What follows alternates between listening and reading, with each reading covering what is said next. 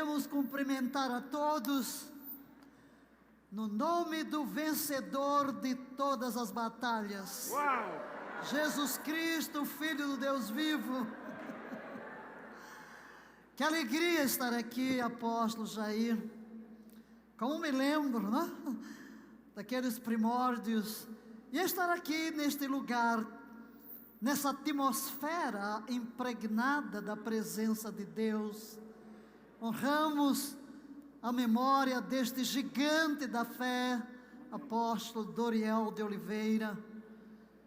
Tivemos a oportunidade de estar aqui algumas vezes, em culto da semana, de unção, em convenção, e é realmente uma alegria imensa, um privilégio, uma honra, até porque eu vivo hoje num regime em que eu não tenho aceito nenhum convite.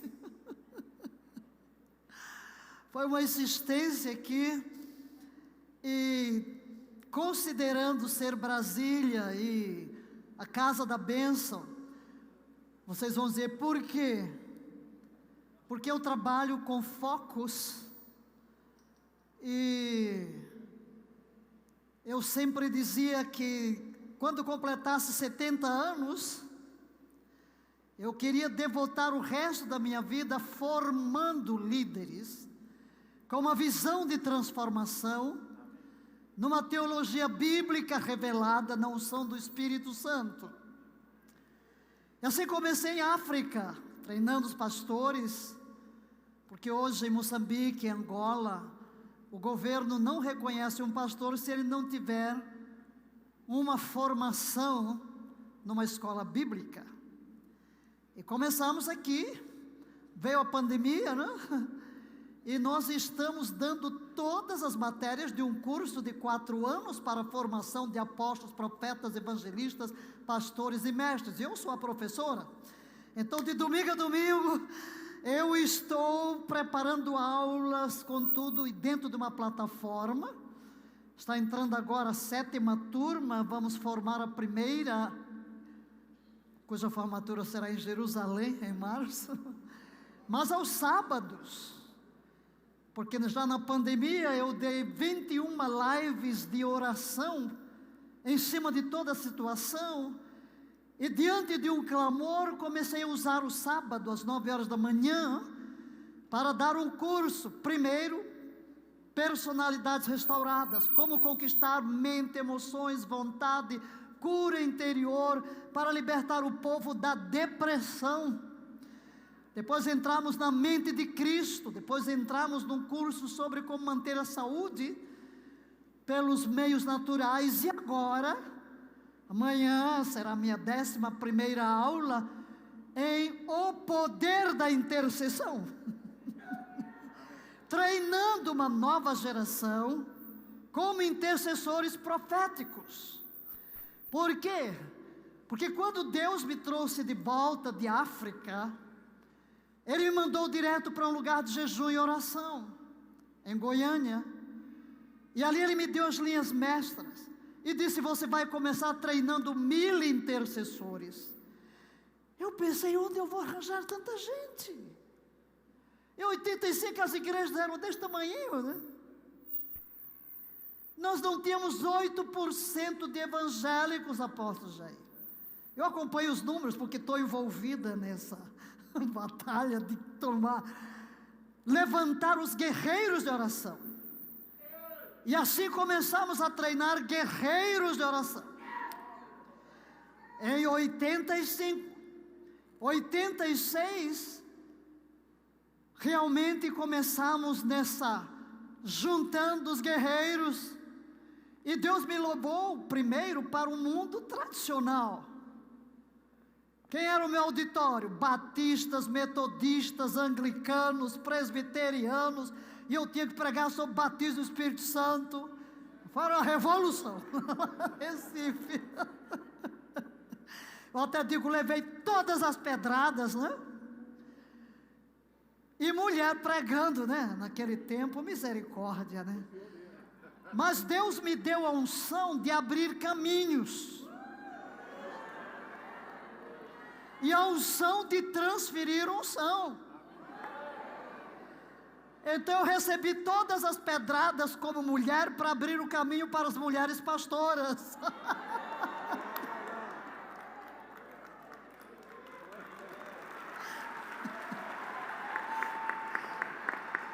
Eu vou voltar para cá.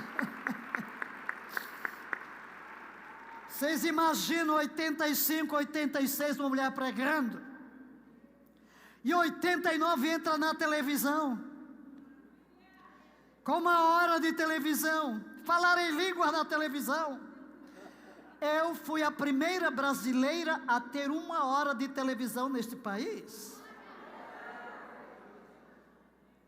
E eu ficava orando para Deus abrir mais caminhos. E Deus deu a linha como. Quando eu olhei para o tema, eu disse, mas que maravilha, hein? Eu felicito os amados por trazer um tema para a convenção como este, em todo o tempo, jejum e oração. Agora, convidarem-me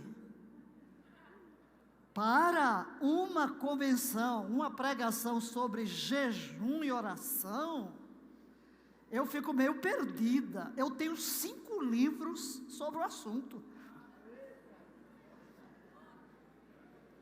chamado A Escola de Oração.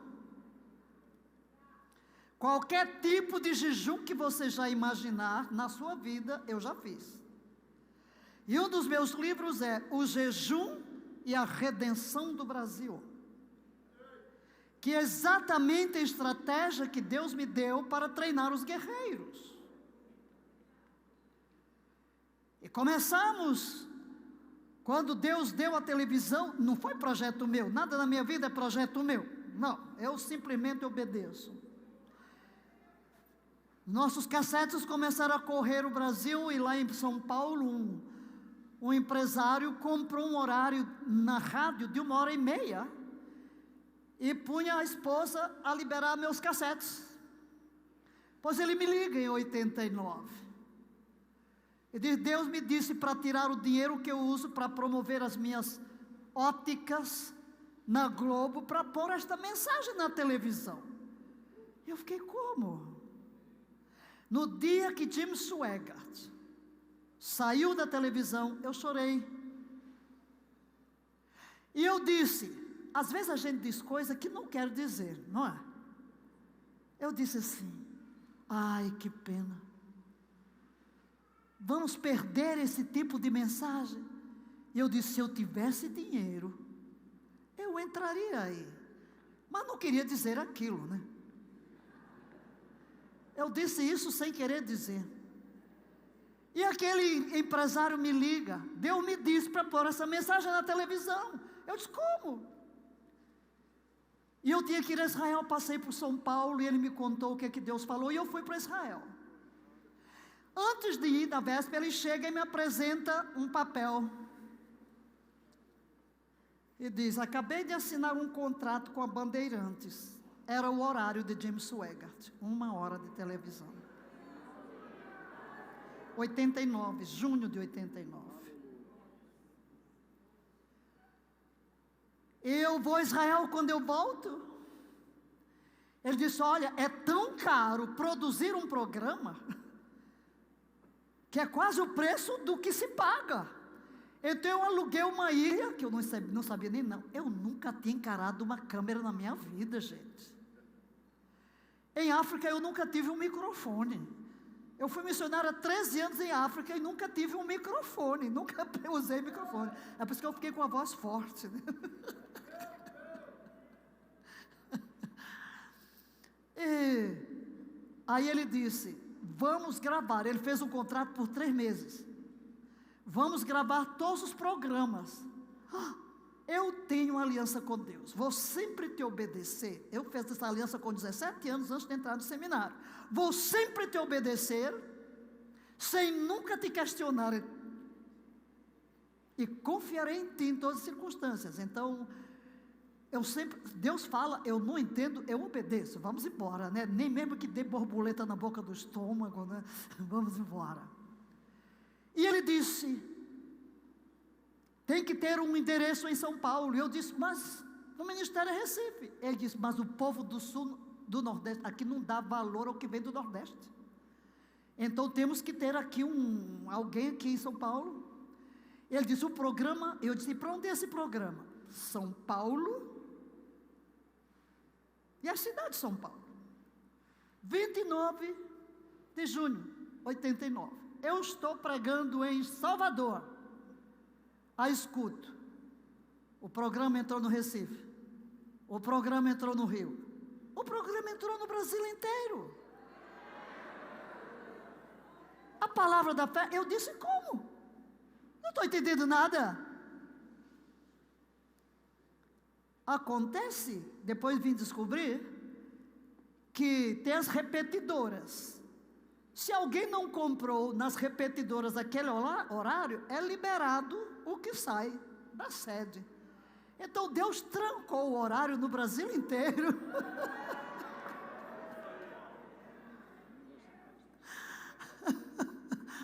E o programa foi para o Brasil inteiro e não tinha jeito, tinha que sair tudo de Recife mesmo. Pode vir alguma coisa boa do Nordeste? Venha e veja, né? Olha aí o apóstolo Jair.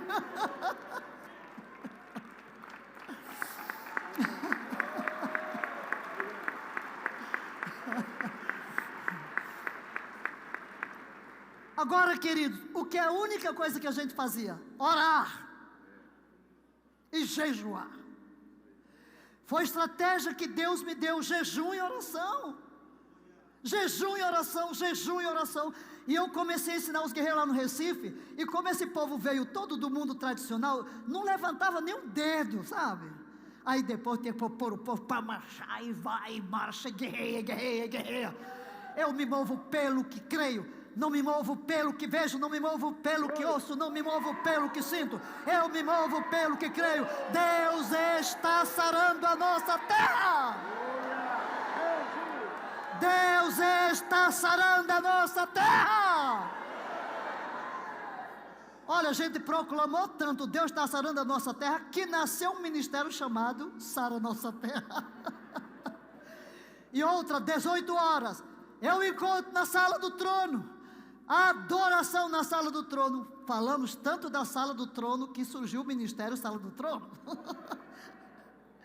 Gerando, queridos, pelo jejum e oração, porque Deus me mostrou a base de como se toma uma nação.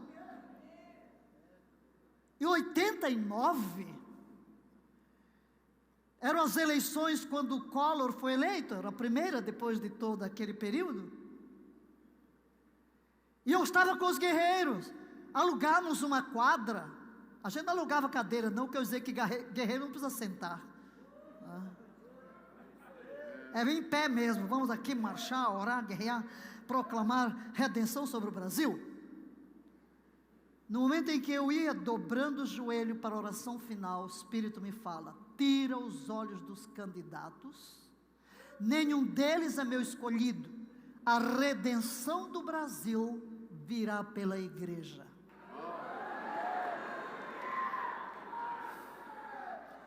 Naquele tempo, nós não víamos crentes em postos de comando, mas eu tive uma visão espiritual, pela intercessão profética, pelos decretos, pelo jejum, Deus abrindo os céus, e pessoas se convertendo, e Deus colocando em todos os postos crentes, na política, na economia, na educação, em todas as áreas, a igreja invadindo, uma igreja crescente. Então começamos a profetizar: Brasil, as tuas eiras se encherão de trigo, os teus lagares transbordarão de mosto e de azeite, comerás abundantemente e te fartarás, e louvarás o nome do Senhor teu Deus, que tem procedido para contigo maravilhosamente, e nunca mais serás envergonhado. Palavra. E começamos a orar, palavra. Brasil, as tuas eiras se encherão da palavra, a palavra revelada, a palavra que é Jesus. A palavra entrará em cada lar, pela televisão, pela rádio, pela célula, pelos templos, pelo testemunho, pela igreja. Os teus lagares transbordarão de vinho, o vinho do Espírito encherá a igreja, o mover do Espírito há de encher a igreja, e do que a unção que quebra o jugo. Começamos a orar, e jejua e chora, e jejua e chora. E aí convocamos, queridos, pela televisão, já que Deus nos deu a televisão. Deus me disse, é o seu púlpito. Então eu fui gravando toda a escola de oração, treinar os guerreiros pela escola de oração, e comecei a chamar gente que se aliançasse conosco, para jejuar uma vez por semana, profetizando Joel 2, Brasil, tuas eiras se encherão de trigo, mosto e azeite. 10 mil, queridos, 10 mil, de tudo quanto é denominação. Cartinha, não tinha internet naquele tempo. Cartinha, 10 mil cartas chegaram, eu me alisto como guerreiro. Aleluia, aleluia. Aí entramos, queridos, 7 anos, jejum, oração, decretos. Completamos os 7 anos em um culto de 7 dias e 7 noites. E eu terminava o jejum de 40 dias. Não era o primeiro. 1999. Entramos no ano 2000 assim. Tinha gente que põe o colchonete lá atrás. Nem eu saí do templo. E tem gente que nem saía, põe lá. 7 dias sem noite, sem parar. Adorava, lia a Bíblia. Vamos mandar a Bíblia toda para os céus do Brasil. Lemos de Gênesis, Apocalipse. Naqueles anos, o Brasil tinha pulado. Milhões de brasileiros se converteram naquele período. Quando você olha para as estatísticas, você vê o que a intercessão profética faz. Intercessores proféticos. A escola bíblica na TV já entramos em 94, treinando as pessoas. E quando eu estava um dia lá pregando em Campinas, estava no hotel, Deus me disse, vou te mostrar o Brasil em Joel. Isso o quê? Porque um dia eu disse, Deus, se eu ficar convencida de que o Brasil pertence aos brasileiros, como eu sei que a Israel pertence aos judeus, nada me segura. Nada me segura. E dentro da Bíblia eu vi, né? Primeiro, os céus são os céus do Senhor, mas a terra deu a ele aos filhos dos homens. Satanás não nasceu aqui, ele não é homem, ele não tem direito. Eu nasci aqui, eu tenho direito, eu tenho autoridade, eu tenho autoridade. Aleluia! Deus deu a terra aos filhos dos homens. Porque Jesus nasceu como homem, porque Deus é um Deus de legalidade. Se Deus deu a terra aos filhos dos homens, Jesus Cristo teria que entrar na terra como filho do homem, com direito legal de operar na terra, e com direito legal de operar no céu. Mas ele era filho de Deus, filho do homem, e quando ele delega a nós a autoridade, toda a autoridade me é dada nos céus e na terra. Essa autoridade eu vou transfiro. Podemos nos levantar, erguer a cabeça e Satanás, tu não tens nada em mim, tu não és dono de nada, do Senhor é a terra e a sua plenitude, o mundo e aqueles que nele habitam. Por isso eu posso chegar diante de cada pessoa e dizer: Satanás, não mais. Esta pessoa, Maria José Antônio, pertence a Jesus Cristo. Primeiro, por direito de criação. Segundo, por direito de redenção. Por isso começamos a proclamar, e fico feliz de ver essa proclamação hoje na boca de milhares e milhares em todo o Brasil. O Brasil pertence a Jesus Cristo por direito de criação e por direito de redenção. Satanás não fará o que quer dessa nação. Deus levantou um povo, Deus levantou um exército que crê no poder do jejum e da oração.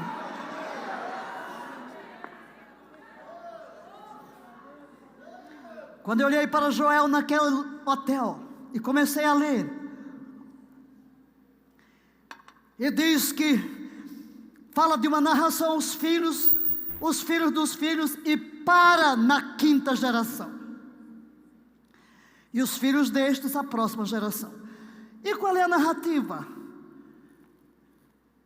Como Israel estava, as maldições dos gafanhotos, das locustas. Então, Deus, o Espírito começou a mostrar. Aqui estão as causas da maldição que esta geração tomará conhecimento. Mas logo a seguir, esta geração tem nas mãos a chave para reverter a maldição: jejum e oração. Queridos, eu vi a história do Brasil no capítulo 1 de Joel. Cada locusta, não vou entrar aqui, nem uma semana daria para eu falar tudo sobre oração.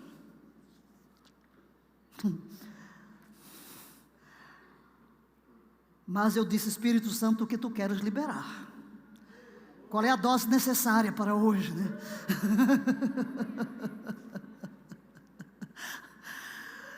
Que se você sair daqui para jejuar e orar, já fico feliz. Já dou por satisfeito. Que você vá jejuar, que você vá orar. Aleluia! Mas aqui está toda a história.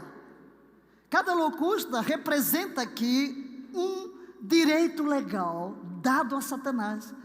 Porque note, quero que você repita: Satanás não constrói nenhuma fortaleza na vida de uma pessoa ou de uma nação sem que primeiro conquiste um direito legal, como pelo pecado. Por isso é que temos que entrar no arrependimento. Então, na legalidade da nossa história, foi dado legalidade ao diabo para todo tipo de maldição que enfrentamos hoje. Por isso a terra chora. Aí o texto vai dizer o quê? Falta o trigo, falta o vinho e falta o azeite, que foram as três coisas que Deus nos mandou gerar: trigo, mosto e azeite. Inclusive, nós, em nossos templos, temos como ato profético trigo, mosto e azeite. E eu já fiz muita coisa doida, tá? De atos proféticos por esta nação. E uma vez Deus me mandou ir plantar trigo, mosto e azeite e fazer um ato profético nos 4 pontos extremos do Brasil. Levou uma semana, eu vestida de verde e amarelo, azul e branco, nas cores da bandeira, em jejum. Fui lá no extremo,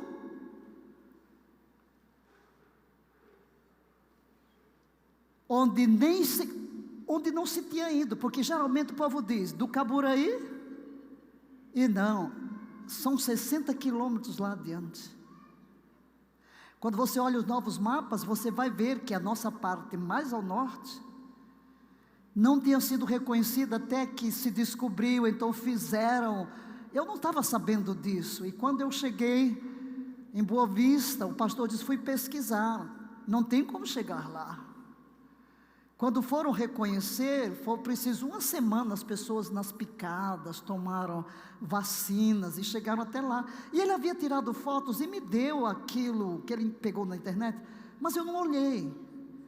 E ele disse: não tem isso, o único jeito existe uma cidade na Venezuela que aluga helicópteros. É sobre o voo de helicóptero. Eu disse, vamos lá. Imagina, eu nem pensei nas implicações políticas.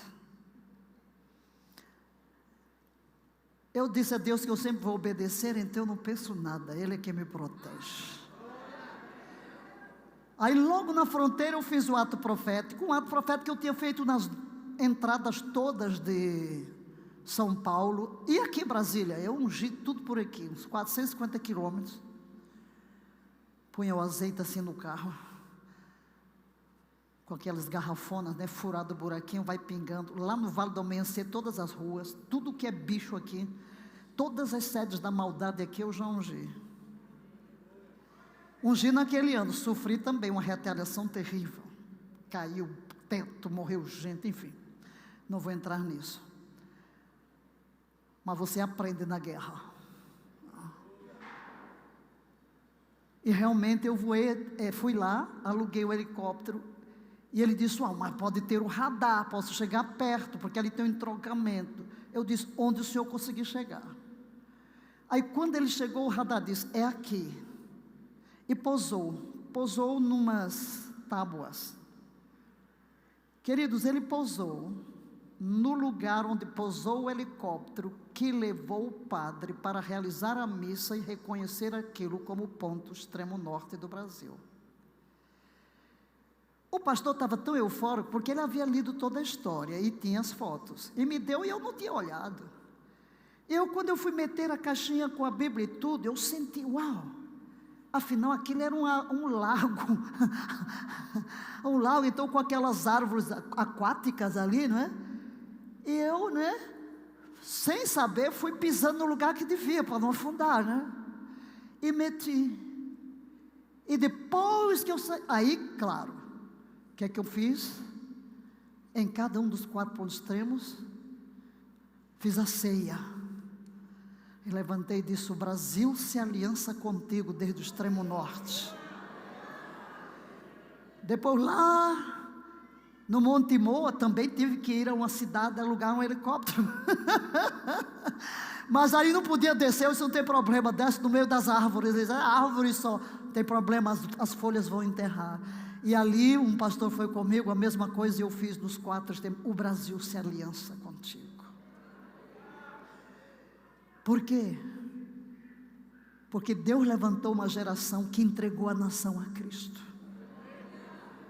Tentei ungir Brasília por cima, naquela altura, quando ungi tudo isso, sempre dava um problema na torre, mas depois, nós, um grupo de intercessores, fizemos 70 semanas de jejum pela nação, e no fim das 70 semanas viemos a Brasília, e aí ungimos pelo ar, num helicóptero Águia da Polícia Militar, pelo ar. E eu chamei isso aqui a Força Aérea.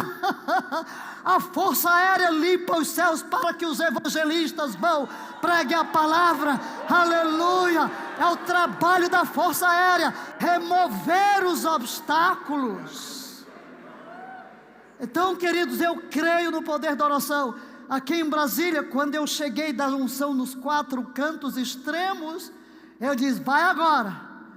E foi interessante que na fronteira com a Venezuela, eu tinha feito isso em São Paulo, eu plantei uma placa com o nome Yahvé Chama, o Senhor está aqui, porque lá Ezequiel diz, o nome da cidade, a partir daquele dia será, o Senhor está aqui, mudar a identidade da cidade. Então, eu plantei nas entradas todas de São Paulo, e quando chegamos ali no Venezuela, eu disse, e agora? Não tem uma madeira. Aí tem uma loja, eu disse assim, vocês não tem nenhuma madeira aí, qualquer coisa de madeira? Tem um prumo. Ele disse, pô, esse serve, me dê aí. Comprei e escrevi. Plantamos ali. Quando eu cheguei a Brasília, Deus disse, você vai ungir as pontas do avião, e vai colocar o prumo e profetizar que a nação será alinhada pela minha palavra. Compramos um prumo verde e amarelo, E assim fomos e plantamos ali com o trigo, vinho, azeite e a Bíblia, e profetizando o prumo. Queridos, muitas vezes eu disse: viverei para ver a partir do Planalto convocação da nação para jejuar e orar. Viverei para ver, viverei para ver, viverei para ver.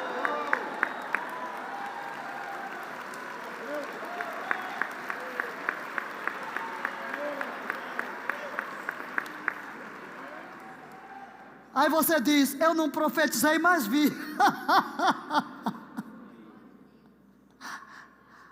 Gente, ver reunião de oração nas casas de governo, em todo lugar. Para mim, que venho dessa guerra, muitas vezes eu já peguei aqui nesse corpinho: será que eu estou sonhando? Meu Deus, eu não estou na casa de oração. A primeira vez que eu fui à reunião do Congresso para honrar, fazer memória da Reforma Protestante, cada deputado que falou em nome do seu partido, só que todos eram pastores. E eu estou ali, junto de Fanini Batista. Aí quando, olha o hino de abertura: Castelo forte é nosso Deus. O hino de Lutero. Você imagina como é que eu cantei ali? Castelo forte. Toque do chofar. Sim, queridos, Deus me abriu portas para ungir a sala de reunião do presidente. Eu orei com os presidentes, profetizando, vendo. E para mim, a maior alegria do meu coração é ver o número imenso de ministérios de intercessão que Deus levantou nesta pátria. O Brasil está encharcado por uma nuvem de oração. Por isso o inferno está irado, querendo roubar o que perdeu. E agora, como Deus me mostrou a geração, porque a geração de 40 anos, nós somos esta quinta geração, que terminaremos no dia 7 de setembro, tá? 7 de setembro, queridos, é uma data muito importante. Primeiro, nós entraremos em um novo jubileu. Proclama-se libertação por toda a terra. Será um novo jubileu, e começará a sexta geração.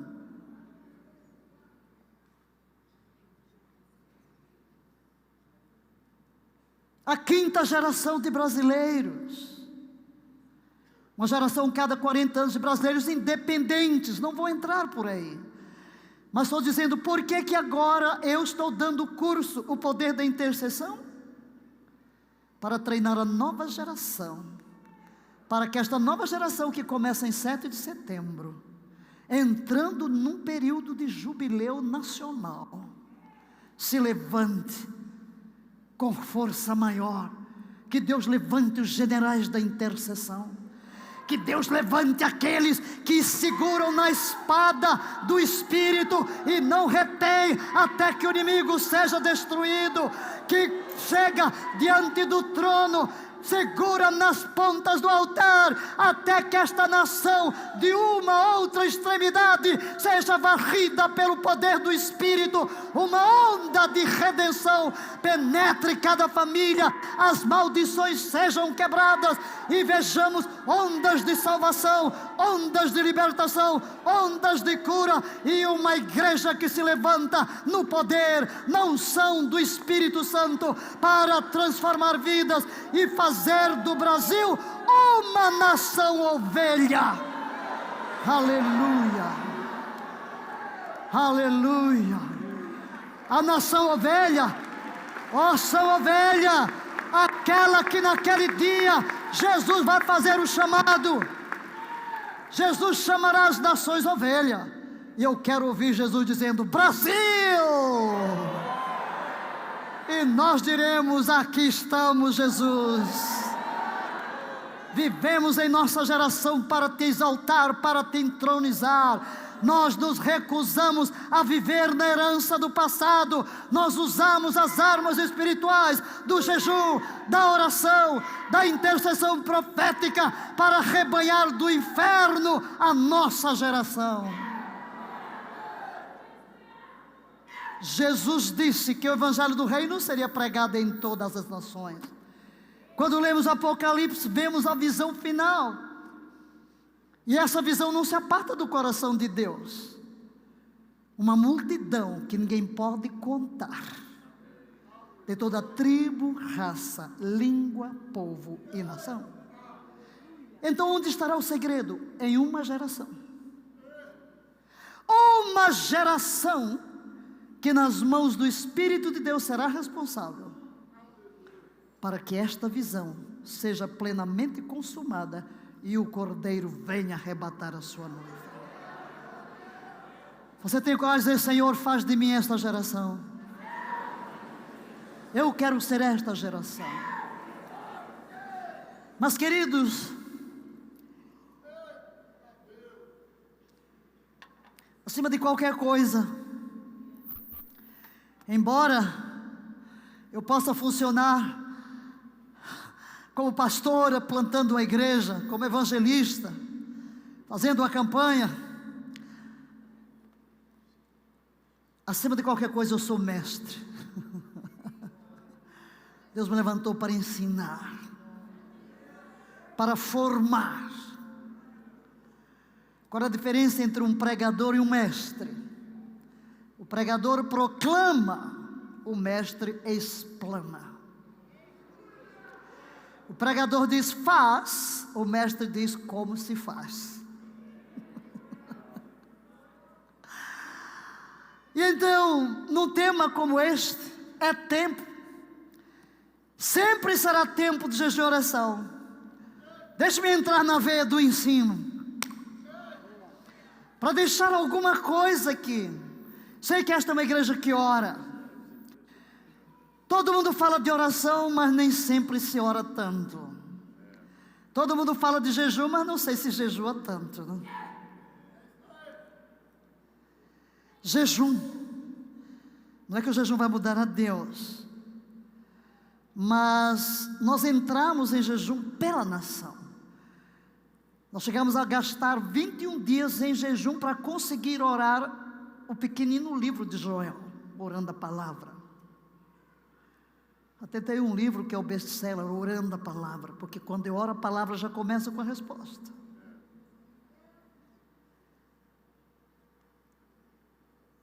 Agora, meu maior período de jejum que Deus me pediu foi de 3 anos por Brasília.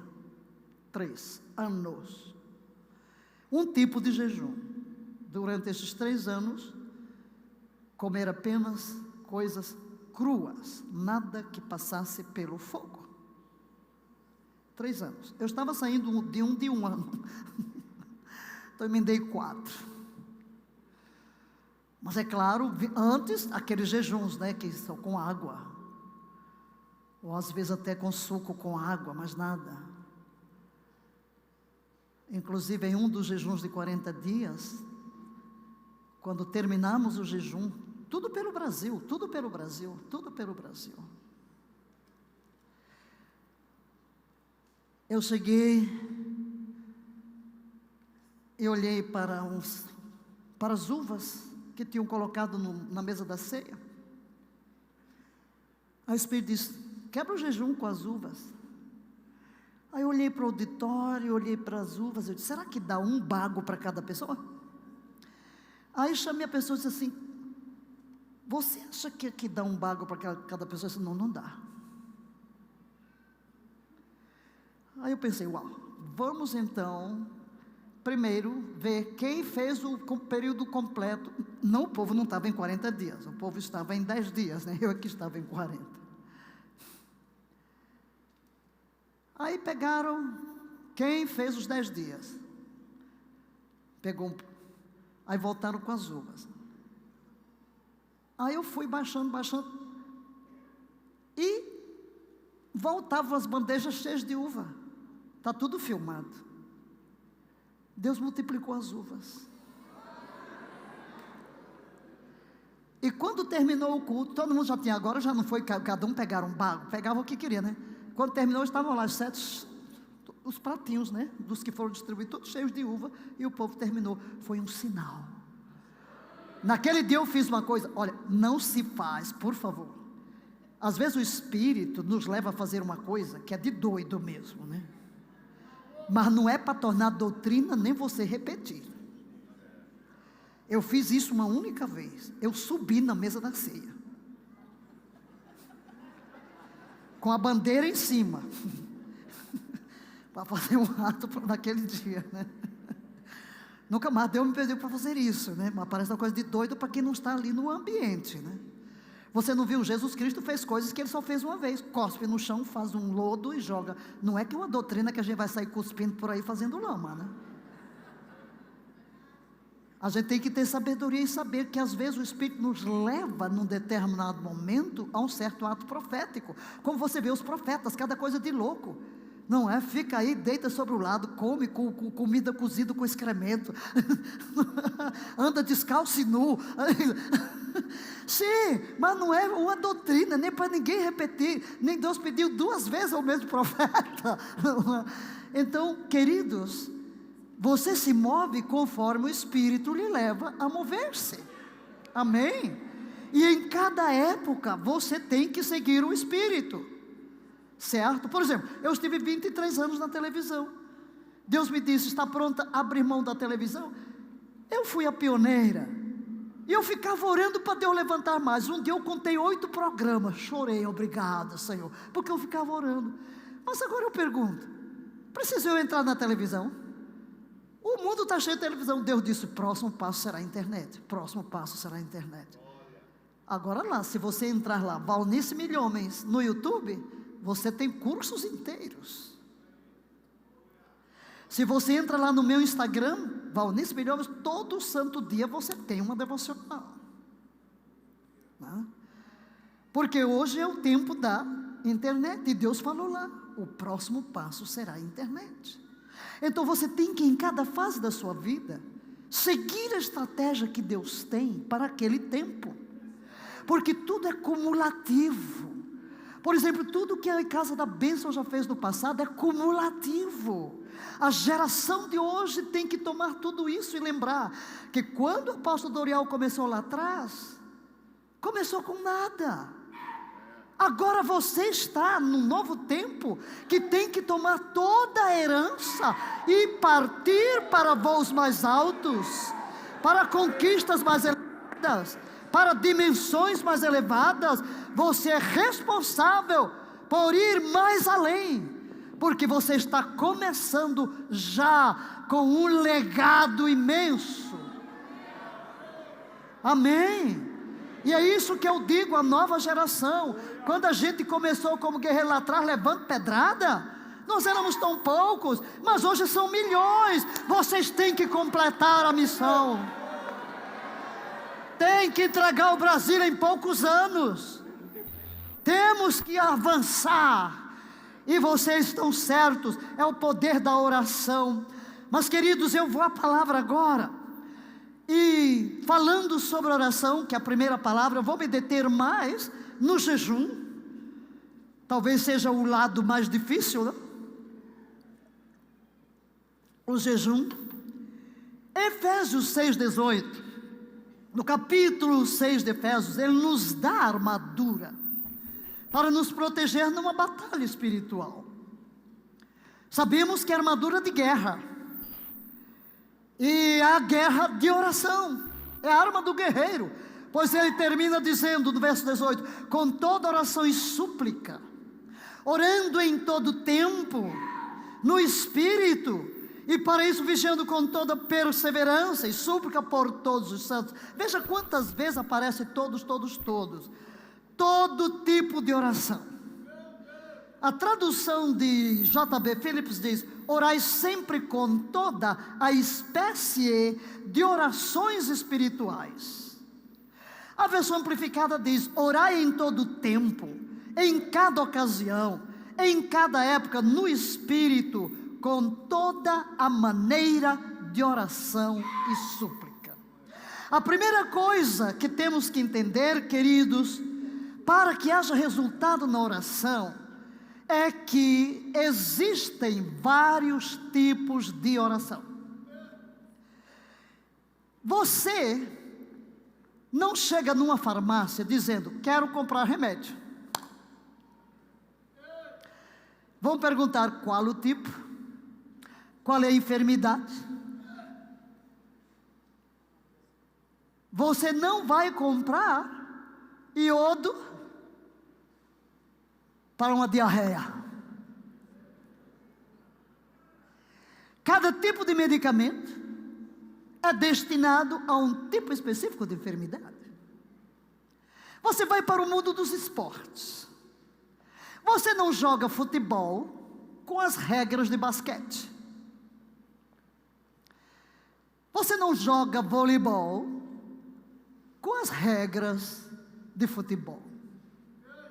Mas na vida de oração a gente faz uma bela bagunça, joga tudo num saco, mistura e não tem resultado. Fala e não vê nada. Porque existem tipos de oração. Diga, tipos de oração. Cada tipo tem suas regras. Na realidade existem 3 níveis de oração. O primeiro nível é o nível de Deus. Diga, nível de Deus. Espera aí, eu vou ensinar. Cheguem aqui 3 irmãos. 3 irmãos, 3. Rapidinho. 3 voluntários. Depois eu vou precisar de mais voluntários. Chega aqui. Vou dar uma aula aqui agora. Vou entrar na mestre. Mais um. Voltou, meu irmão? Ei. Ok, fica aqui, querido. Ok, esse é o nível de Deus. O nível nós, outros. Vamos ver quais são os 3 níveis?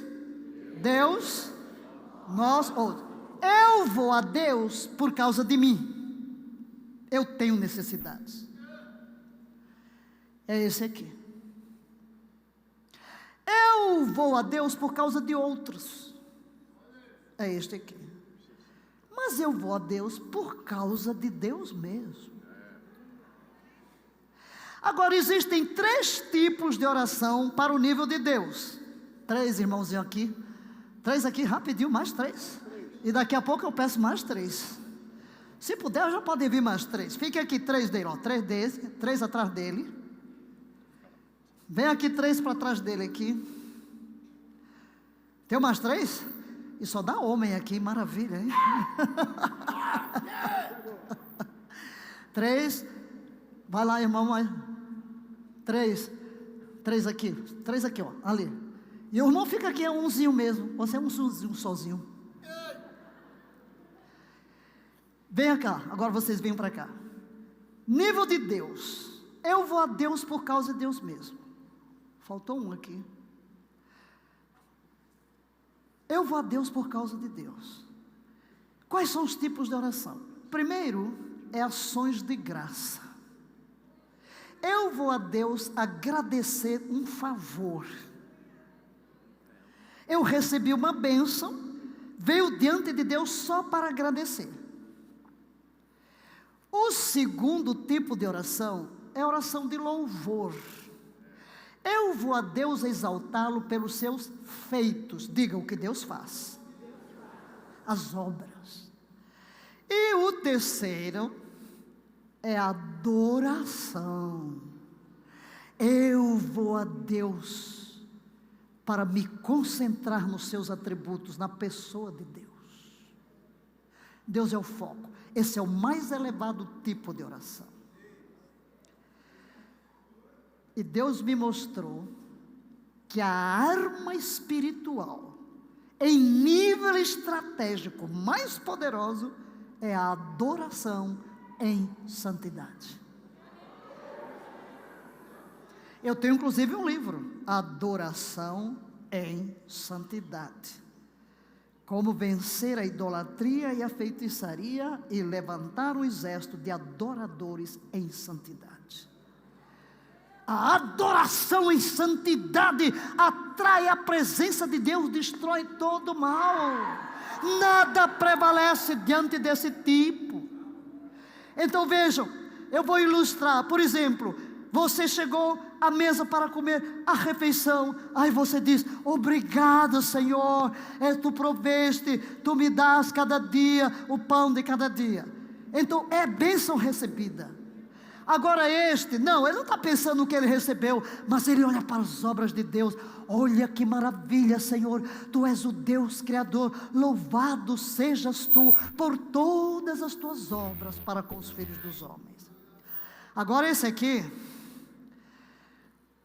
imagina um casal, eles estão lá à mesa, e o marido diz: oi querida, muito obrigada por esta comida maravilhosa. Isso é o que? Ação de graças. Ou depois ele diz: oh fulano, mas você é uma excelente cozinheira. Esse é um louvor. Mas ele chega e diz, olha para ela: meu amor, tu és única na terra. Tu és o amor da minha vida, ninguém semelhante a ti. Como te amo. Isso é adoração. Você chega diante de Deus, Deus, magnífico os céus, mais majestoso que os montes eternos. Oh, como te amo, todo o meu ser te deseja, todo o meu ser te adora, todas as minhas fontes estão em ti. Eu te amo com toda a força da minha alma. Eu te amo com todo o conhecimento do meu intelecto, com todo o vigor dos meus sentimentos, com as forças do meu corpo, com toda a energia. Tudo que há em mim te adora, até as minhas células te adoram. Esta é a oração de adoração, centrada em Deus. Por causa de eu não vou buscar nada, não estou pedindo nada. Eu venho dar meu amor, eu venho dar minha devoção. Amém? Então estas são as orações no nível de Deus. Agora aqui no nível nosso, agora eu vou precisar mais de um irmãozinho aqui. Eu os libero agora, mas fica mais um aqui. Obrigada, queridos. Vamos ver, agora sou eu. Ui, estou precisando de alguma coisa, né? Eu preciso de algo, a minha necessidade. Papai, estou meio agoniado aqui. Então o primeiro é a petição. O que é a petição? A petição tem regras. Eu não posso pedir ao Pai o que Ele não me prometeu.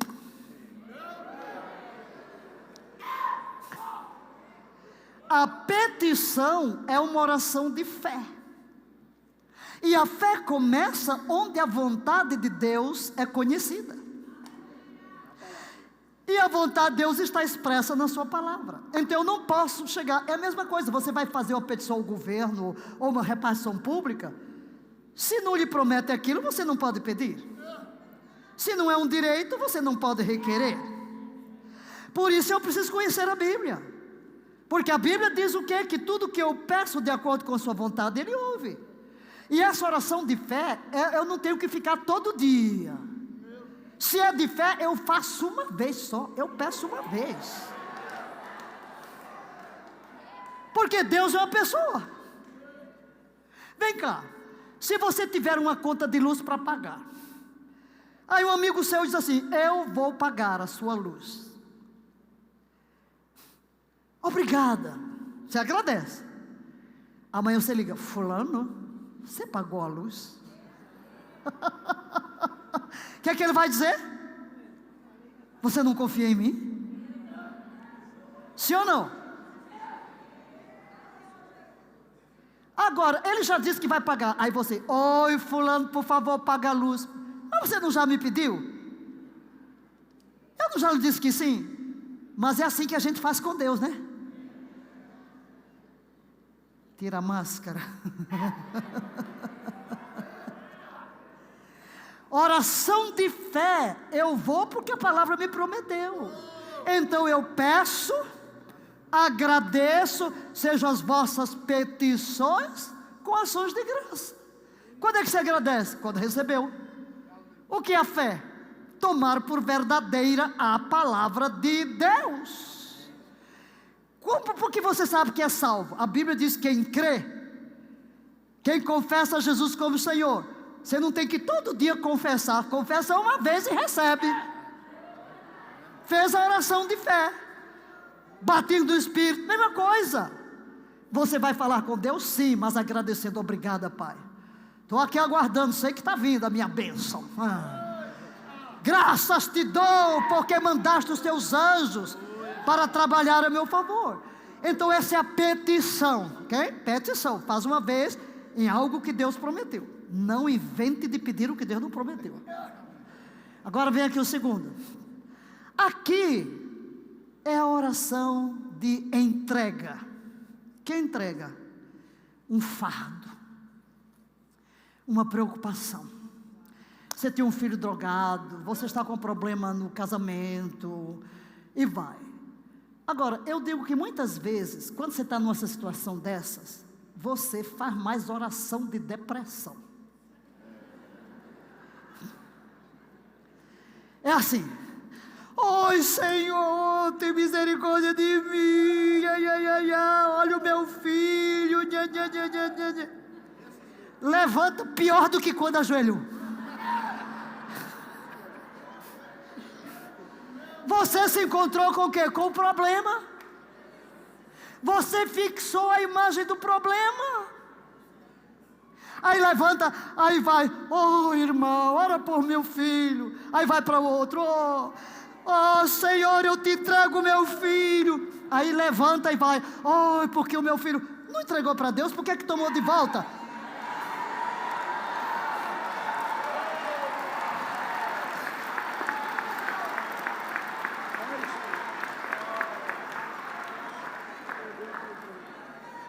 Pare de ser ladrão de problema. Se você entregou a Deus, deixe nas mãos de Deus. A oração de entrega é essa. É o que? Lançando sobre Ele. Lançar. Por exemplo, eu chego aqui com um problema. Eu vou lançar mesmo, viu? Deus disse que é para eu lançar. Eu estou aqui com um problema. Meu filho, Pai, lanço sobre ti. De quem é o problema agora? E por que você vai ficar telefonando para um, vai falar com o vizinho, corre para cá, corre para lá?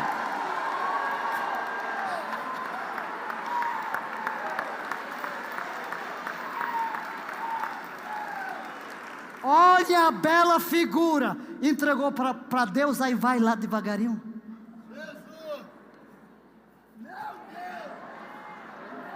Ai, meu filho.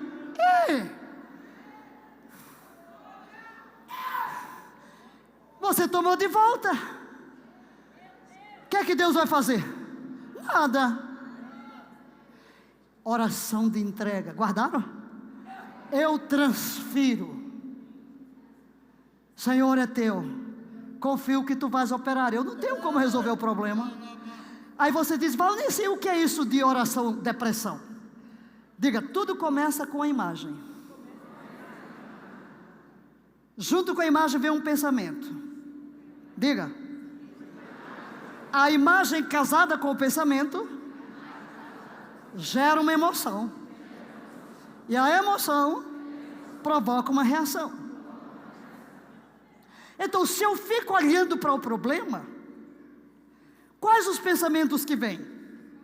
De medo, de desconfiança. Qual é o sentimento? De desespero. Tire os olhos do problema, fixe-os na promessa. Diga, vou tirar os olhos do problema e fixá-los na promessa.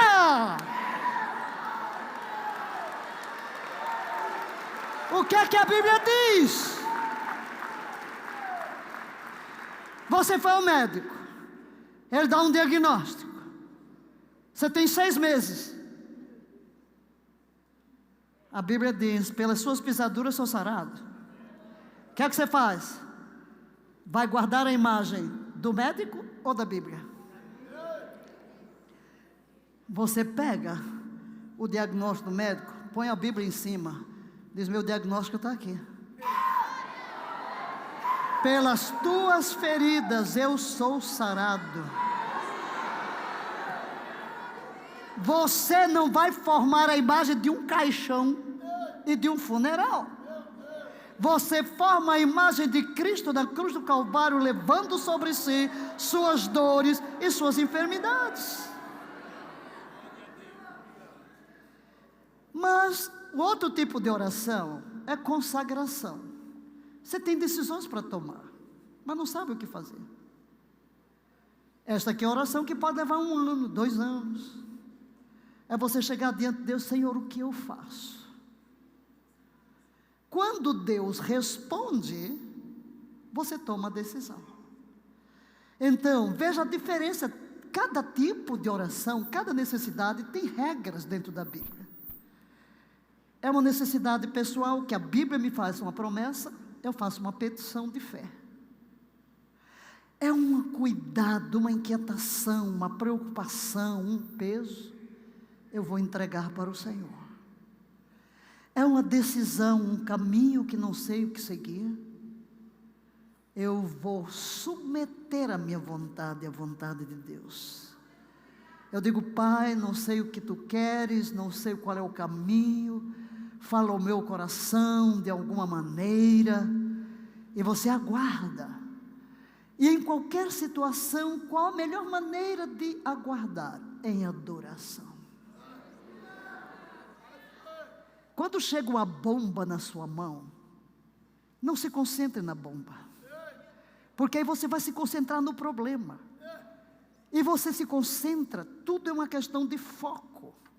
Se eu coloco esse copo na minha frente, é o foco. Vocês se tornaram visão periférica, ele vai me dominar. Eu tenho que tirar o problema do foco.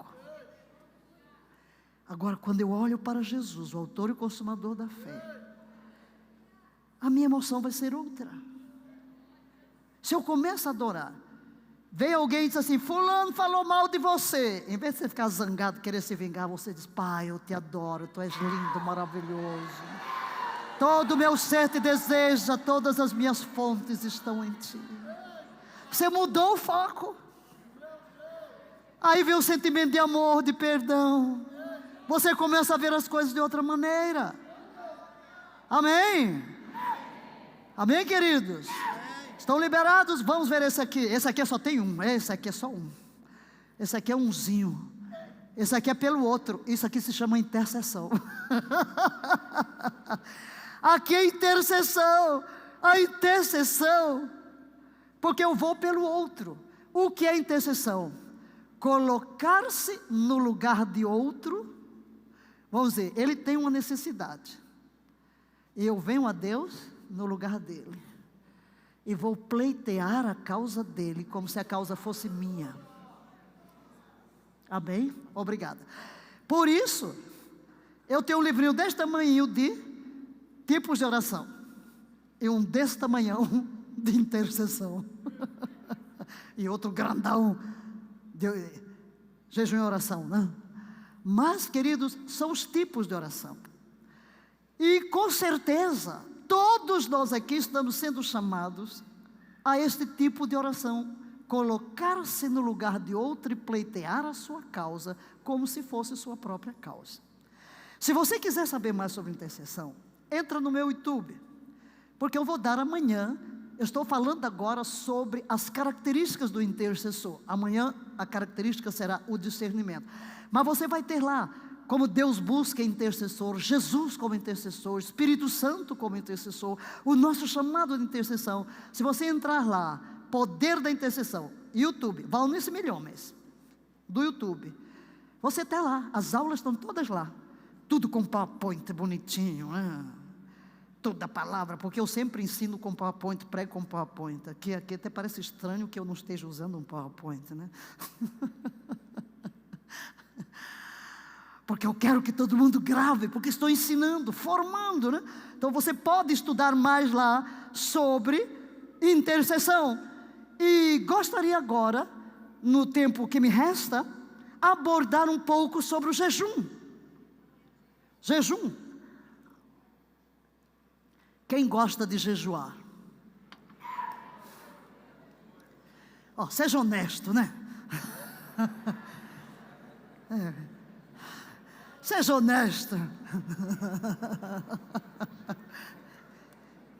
Eu vou fazer a pergunta diferente. Quantas carnes aqui gostam de jejuar? A carne quer jejuar? Quer nada. Você faz uma reunião na igreja, o que o povo pergunta lá? Vai ter lanche?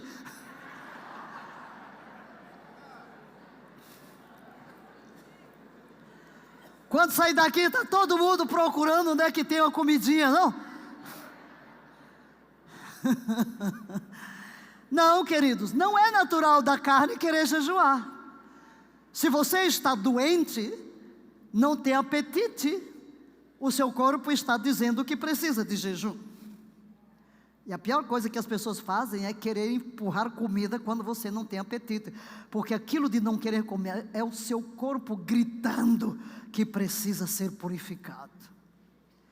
Queridos, o jejum é uma prática bíblica.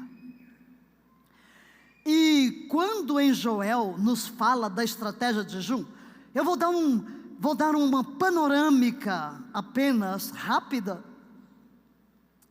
Será uma panorâmica rápida. Quanto tempo eu ainda tenho? 20 minutos? Meia hora, tá. Meia hora, muito bem. Vou dar uma panorâmica rápida sobre o jejum. O jejum era um hábito entre os judeus de 2 vezes por semana.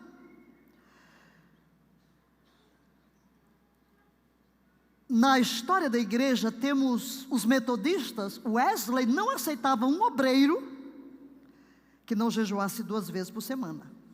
Os obreiros de Wesley. Acho que os metodistas hoje não seguem a regra de Wesley, né? Mas era Wesley. Quando olhamos para os evangelhos, nós nos deparamos em primeiro lugar com Ana. Ana está jejuando, está orando. É uma viúva que não se aparta do templo. O que é que ela está fazendo? Queridos, nenhuma visão, nenhum projeto, nenhum propósito de Deus se materializa na terra sem que primeiro seja gerado pela intercessão daqueles que amam a Deus, movidos pelo Espírito Santo e respaldados pela palavra. Este é um princípio que você precisa colocar no coração e eu vou pedir que você repita. Nenhuma visão de Deus, promessa, propósito, se materializa na terra, sem que primeiro seja gerado no mundo espiritual, pelas intercessões dos que amam a Deus, movidos pelo Espírito Santo e respaldados pela palavra. Então, a promessa da vinda de Cristo foi repetida vezes sem conta no Antigo Testamento, mas ali está alguém jejuando e orando pelo cumprimento da promessa. Ana. Por isso Deus lhe deu o privilégio de reconhecer o Cristo ainda bebê. A história pertence aos intercessores. Os intercessores têm uma sensibilidade para discernir o que Deus está fazendo. Olhamos para o ministério de João Batista. João Batista vivia eternamente num tipo de jejum. Comia gafanhoto e mel silvestres e jejuava como todos os judeus. É tanto que os fariseus disseram aos discípulos: os teus discípulos não jejuam como João Batista? Mas o maior exemplo que temos é Jesus. Jesus não dá início ao seu ministério sem passar 40 dias em jejum e oração, a fim de receber de Deus as linhas mestras. Entramos no livro de Atos, encontramos o evangelho chegando aos gentios. Na casa de Cornélio, o que estava fazendo Cornélio? Jejuando. Estava jejuando, estava orando. Quando Deus manda uma mensagem para ir buscar o apóstolo Pedro, a fim de anunciar a Cristo. É o jejum. A igreja de Antioquia, de onde partem os missionários para os gentios, Barnabé e Paulo, que estavam fazendo, Atos 13, devotando um dia de jejum e adoração. Quando o termo diz que eles estavam naquele dia de jejum, mestres, profetas, reunidos, eles estavam numa reunião de adoração. Oh, queridos, é nestes encontros de adoração, quando você entra na sala do trono, quando você se perde na presença de Deus, onde o foco da sua santidade lhe domina, onde a glória, a majestade do trono o envolve. É nesses momentos que você percebe que Deus ministra o seu coração, Deus dá a direção, Deus dá a palavra, Deus traz resposta nesse meio de intimidade.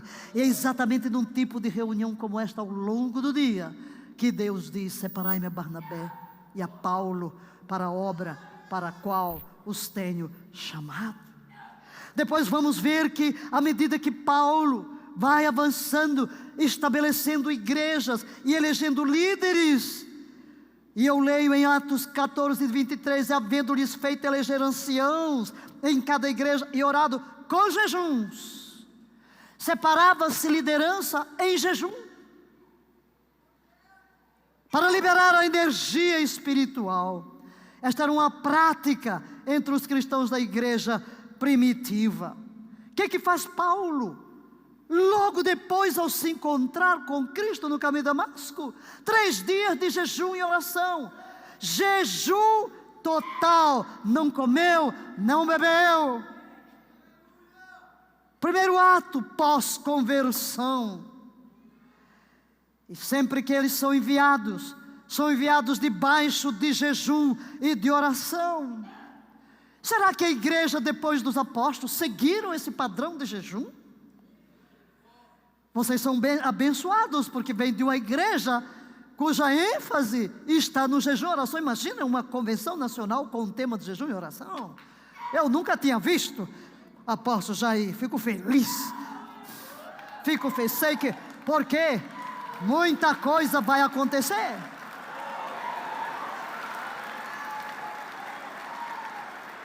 Toda esta igreja vai ser elevada a um novo nível em Deus, porque ama o que Deus ama, porque busca as estratégias que são a chave do crescimento, a chave da libertação, a chave da santidade, a chave da conquista. Reunir toda uma denominação em volta de um tema como este, é porque o Espírito Santo os quer lançar a dimensões muito mais elevadas, a conquistas mais profundas. O documento mais antigo escrito que se tem, chamada Doutrina dos Apóstolos, ou Didaquê, que significa ensino, é muito interessante.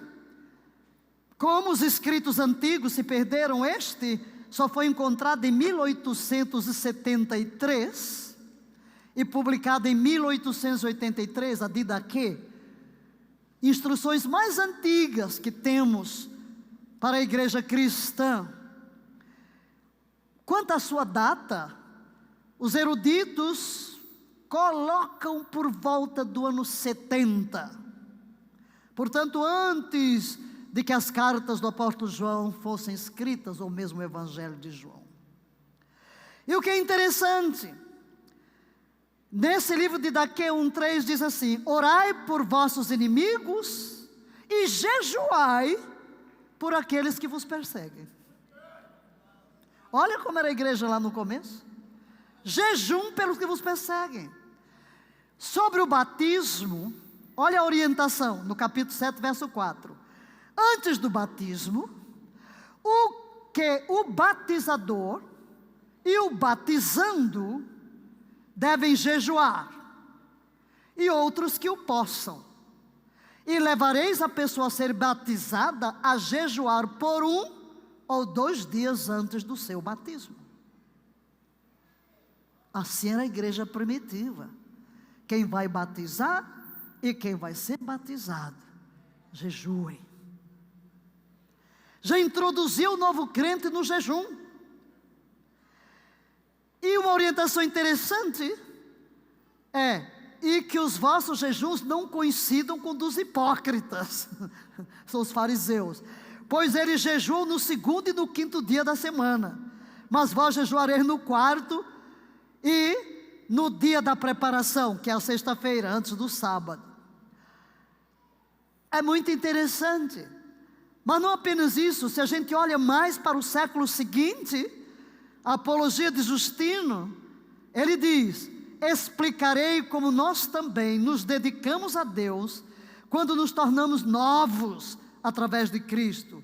Tantos quantos são persuadidos e creem que as coisas que ensinamos são verdade, e confessam serem verdade, e se dispõem a viver de acordo com elas, são instruídos a orar e clamar a Deus com jejum, para a remissão dos seus pecados passados, e nós oramos e jejuamos com eles. Aleluia! Não vamos encontrar nenhum texto para dizer que não podemos jejuar. Alguns dizem: misericórdia quero, e não sacrifício. Está fora de ordem. Jesus fala, por exemplo, no Sermão da Montanha, sobre como dar esmolas, como orar e como jejuar. Ele não diz se, ele diz quando. Quando jejuardes, quando orardes, quando derdes esmolas. Ele está apenas orientando a motivação. E quando disseram: os teus discípulos não jejuam, ele diz: porque está aqui o noivo, mas quando o noivo for tirado, eles jejuarão. E nós vamos ver, quando o noivo foi tirado, nós vamos encontrar a igreja sempre em oração e jejum. Quais são os tipos de jejum? Quando olhamos para a palavra, nós temos vários tipos de jejum, e quais as motivações para jejuar. Então, os evangelhos, onde a questão é tratada, é interessante quando Jesus diz: ninguém deita vinho novo em odres velhos. Qual é a relação? É a relação da motivação. O que é que motiva? Porque jejuamos. O jejum não muda a Deus, muda a nós. Crucifica a nossa carne, mortifica a nossa carne. Nós lemos na versão amplificada da Bíblia, Gálatas 5, 16 e 18: andai, vivei habitualmente no Espírito Santo, responsivo a, controlado e guiado pelo Espírito. Então certamente não gratificareis os apetites e os desejos da carne, da natureza humana sem Deus, pois os desejos da carne são opostos ao Espírito Santo, e os desejos do Espírito são opostos à carne, à natureza humana ímpia, porque são antagônicos, estando em conflito contínuo um com o outro, para que não sejais livres, porém impedidos de fazer o que quereis. Mas se sois guiados, dirigidos pelo Espírito, não estáis sujeito à lei e à servidão. Então é exatamente para isso que jejuamos, para crucificar a carne, para que o nosso espírito seja afinado. Quando os discípulos não puderam expulsar o demônio daquele menino, enquanto Jesus estava no Monte da Transfiguração, e eles perguntam por que, Jesus diz: essa casta só com jejum e oração. Existem níveis que demandam em que nos desliguemos dos desejos da carne, sacrifiquemos, para que nos tornemos mais sensíveis. Você quer ver uma coisa?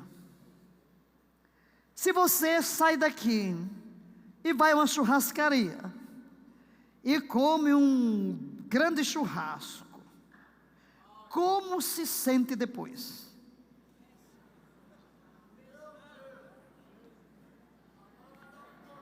Letárgico, né? Se você sai daqui e come uma feijoada brasileira com todo o veneno lá dentro, como se sente depois? Consegue fazer alguma coisa? Não. Por quê? Para você digerir o que come, o organismo vai concentrar o sangue, as energias lá, e a mente tem que parar. Você não pode entrar numa atividade intelectual, porque fisiologicamente tudo se concentra na digestão. E quanto mais complicada a refeição, mais energia para digerir tudo aquilo. Quanto mais veneno, pior ainda, né? Mas vamos dizer que o outro não comeu. Ele chegou ali e comeu uma saladinha de fruta. Como é que ele está?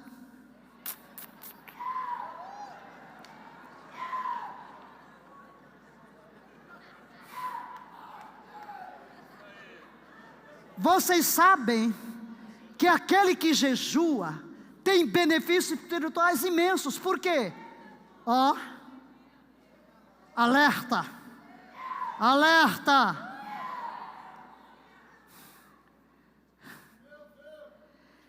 Recentemente, quando eu fui pregar lá na Ação Brasil, encontrei-me com um médico. Ele publicou muitas coisas aí a propósito do coronavírus e tal. E a gente conversando. E eu sou naturista. Tá? Eu sou naturista. No sábado eu completei 75 anos.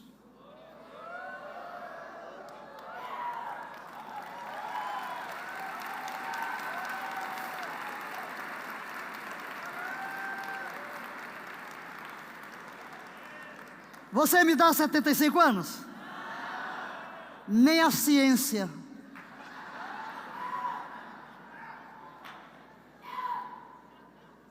Eu fiz o exame no ano passado. Existe muito tipo de exame agora, né? Tem o exame para ver a nutrição genética, de acordo com a sua genética, qual é o melhor tipo de alimento. E eu me alimento de acordo com a minha genética. Mas tem um que é para ver os seus telômeros, suas células, a extremidade. Os telômeros vão ficando, você vai envelhecendo, tal, tarará. Os meus telômeros atestam que eu tenho menos 20 anos do que a minha idade biológica. E conversando com aquele médico, ele disse: você sabia que os jejuns fazem com que os telômeros vão sofrendo mais devagar? Os jejuns? Eu disse: ah, é?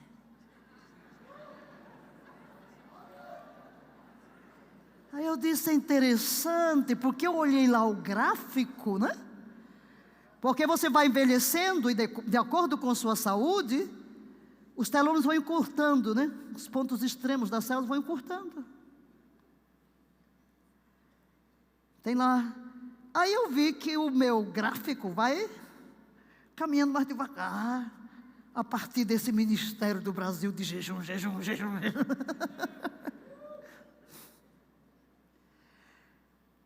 Vou dizer uma coisa, eu nunca fiz jejum pensando em saúde. Eu fiz jejum pela redenção do Brasil.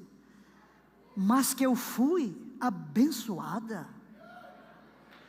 Queridos, a última gripe que eu tive faz mais de 40 anos, ainda em África. A minha tropinha não me aguenta, né? De 18 anos, ninguém aguenta meu pique, né? Não meto nenhum veneno nesse templo do Espírito Santo. Até a água eu trouxe, né? Alcalina, pH 9. Porque as enfermidades se desenvolvem no ambiente ácido. Mas o jejum, e hoje, o que a ciência está falando? Jejum intermitente, o bem que faz para a saúde. Deus, não estamos aqui jejuando por causa disso. Mas o que eu quero dizer, os benefícios envolvem o quê? Porque você fica sempre alerta. Eu não tenho nunca uma dor de cabeça, uma azia, um sei lá o quê, né? Nunca. E se passar o dia inteiro sem comer, não sinto nada, porque meu corpo está limpo. E a minha mente, o tempo todo. Por causa do tipo. Porque eu decidi o quê? Depois de você fazer 4 anos num jejum só com coisas, você não quer voltar ao passado. Você quer manter uma atividade em que os seus sentidos espirituais são aguçados. Então eu vivo uma vida jejuada. Quer dizer, minha dieta é bastante restrita. Por isso, onde eu vou, eu levo minha própria alimentação. Não como nada que sei que não é bom. Até porque, como o corpo está muito limpo, qualquer saída é veneno que o corpo não aguenta. Certo? Mas isso tudo, o jejum, queridos, é para benefícios espirituais. Não é para Deus, é para nós, porque ficamos mais alerta. Nós ficamos com os sentidos espirituais mais alertas, mais aguçados. Todos os seus sentidos são rapidamente, você discerne, você percebe. O jejum prolongado, que bênção. Ninguém morre não, tá? Ninguém morre. Eu já fiz exame de sangue depois de 40 dias de jejum e tudo está em ordem. Entendeu? Tudo está em ordem. E o que é jejuar? Diga ao vizinho, tapar a boca. Tapar a boca, simplesmente. Simplesmente. Tapar a boca. Nós poderíamos, o tempo não nos permite, mas olhando aqui, queridos, tantos exemplos bíblicos, por que jejuar? Por que você entra em jejum? Você tem um jejum que se chama absoluto, sem água, sem comida. Só temos 3 dias na Bíblia de um jejum sem água e sem comida. É o jejum de Esther e o de Paulo. Evidentemente, nós não podemos viver sem água. E Deus não nos chama a fazer alguma coisa que nos prejudique. Então é preciso ter sabedoria. Há pessoas que não podem jejuar por uma questão de saúde, certo? E em tudo devemos depender do Espírito Santo. Mas está aí a ciência hoje a dizer, quando fala sobre o jejum intermitente, de ficar um espaço de 16 horas sem alimento. Uns falam, vamos jejuar 12 horas. Eu não chamo isso jejum, francamente. Tem gente que fala, vamos comer da meia-noite. Meia-noite não é hora de comer.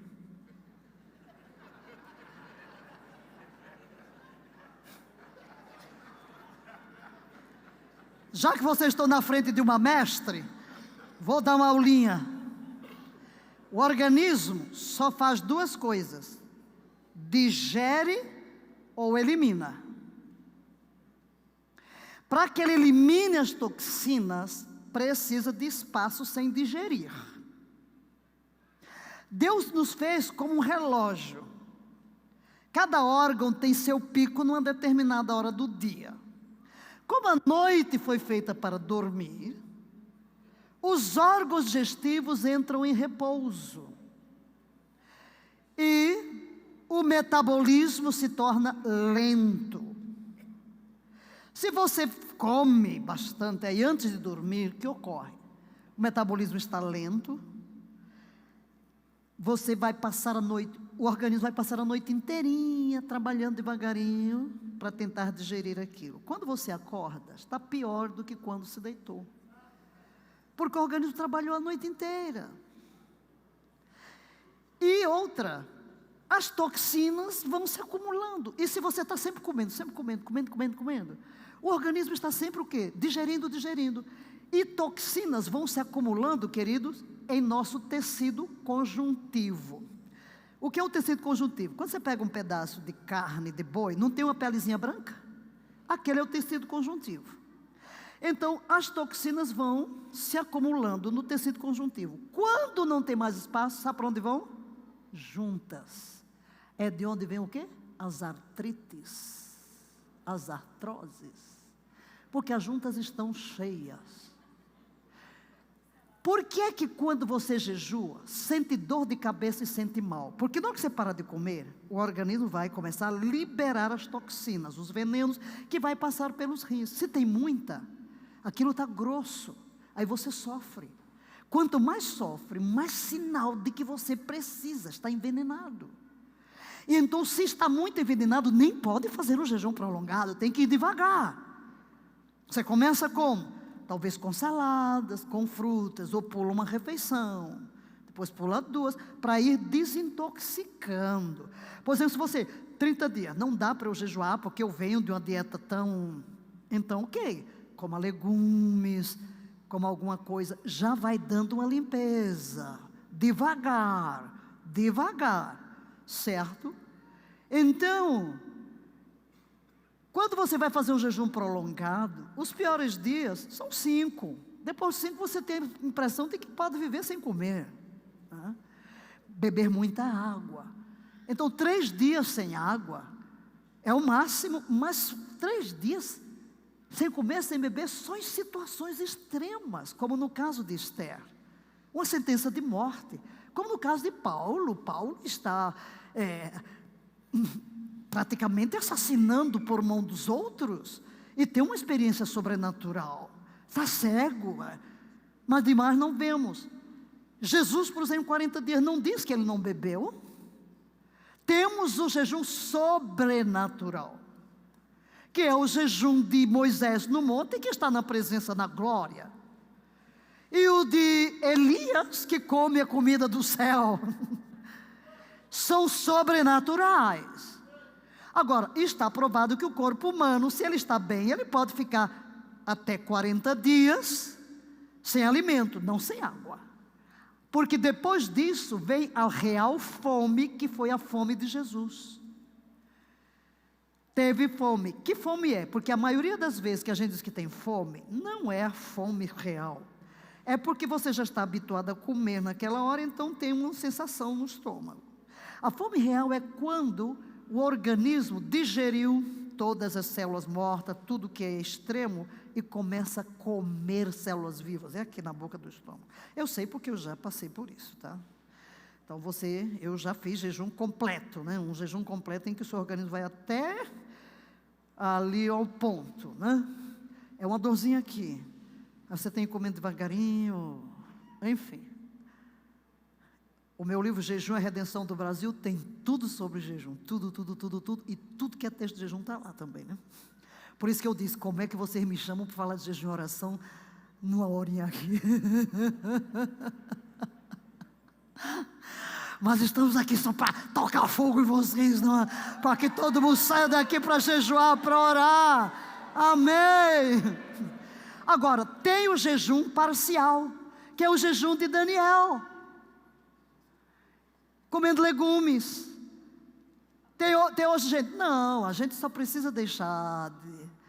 Tem uns que são tão preguiçosos que falam, não, o jejum é só, vamos dizer, não vou ver televisão, fazer um jejum de boca, faça também de comida. Na Bíblia sempre envolve alimento, né? Sempre envolve tipo de alimento, ou deixou tudo, ou limitou a uma dieta mais restrita, certo? Agora, por que jejuamos, queridos? Em situações de perigo, para a libertação, e eu vou sintetizar tudo nisso. A função de qualquer tipo de jejum, jejum coletivo, jejum convocado, jejum secreto, é afinar-nos com Deus, é afinar-nos, é fazer morrer a carne. Quando você começa a jejuar, a carne diz assim, eu vou morrer.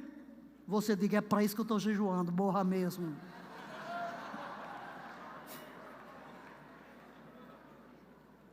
É para isso. É eu ter a capacidade de domínio sobre desejos da minha carne. Porque se eu não consigo controlar um garfo, eu não vou conseguir vencer batalhas espirituais. Então, queridos, meu apelo hoje, nesta manhã, nesta linda convenção, nesta igreja tão abençoada, é que os amados partam daqui para ter um programa regular de jejum. Regular. O que significa regular? Um dia por semana, por exemplo. Ou, Claro que você pode fazer outros tipos e atender às convocações de jejum que a igreja faz. E outras que o Espírito Santo... Para jejuns longos, claro, você precisa de uma liderança do Espírito. E, sobretudo, você precisa se isolar. Porque se você vai jejuar, fica trabalhando, você não está jejuando, você está fazendo dieta. Não tem valor nenhum, só está passando fome. Aquele tempo que você ia usar para comer, use para orar. Porque temos que acoplar a oração ao jejum. São inúmeros os casos dentro da Bíblia, que pela força do jejum, o juízo de Deus foi suspenso, como no caso de Nínive. A sentença de morte foi suspensa, no caso lá de Esther. O poder de Deus se manifesta e levanta um grande apóstolo, o apóstolo Paulo. Os missionários saem no poder do Espírito para levar o Evangelho, como aqueles que são enviados na reunião de jejum ali em Antioquia. O jejum quebra cadeias, o jejum despedaça grilhões. Fique de pé e eu vou liberar sobre você este manto de oração, de jejum. Eu invoco o trono da graça para liberar hoje sobre você este manto. Você quer se levantar como esse exército que conhece o poder do jejum e da oração? Pai, em nome de Jesus, libera agora sobre toda esta congregação o manto de súplica, que a súplica nasça, brote das entranhas. Senhor, levanta este povo como um grande exército daqueles que buscam a Tua face em jejum, em oração. E no nome e na autoridade de Jesus Cristo de Nazaré, eu declaro que as cadeias caem por terra agora, em nome de Jesus. Eu entro no reino espiritual agora e libero sobre a tua vida o manto da espiritualidade, o manto da vida no Espírito, daquele que busca Deus, daquele que se devota ao jejum, à oração de intercessão, gerando para a sua vida pessoal, a vida da sua família, a vida da nação, o mover do teu Espírito, a redenção, a libertação e a cura. E levanta verdadeiros generais da oração, generais da oração, para gerar os teus propósitos. Pai, teu manto repousa. Repita após mim: a minha boca de intercessor, que vem à presença de Deus em jejum e oração, é uma boca profética, e as palavras que o Espírito Santo coloca na minha boca marcam meu destino, o destino da minha família e o destino da minha nação. Portanto, usarei os meus lábios para serem canais dos decretos divinos, para mudar as circunstâncias e alinhá-las à perfeita vontade de Deus. Amém, queridos? Amém. Aleluia.